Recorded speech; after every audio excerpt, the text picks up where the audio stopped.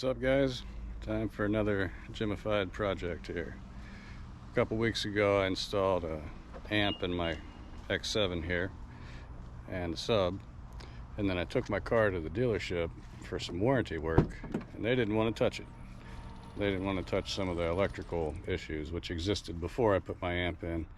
They're like, we don't touch things that have aftermarket equipment in it. And you know, even though I had disconnected it from the line out converter that's in there. So what I'm doing today is installing a quick disconnect for my power, ground, and remote. That way I can take the puppy out. Here's the quick disconnect, 120 amp, 4 gauge, pretty straightforward. Making my way there, got the positive hooked up to the positive.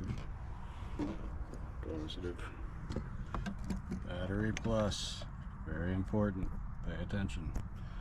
And the remote wire goes into the center remote. Same for the other side. Now I'm going to do the negatives. I'm done.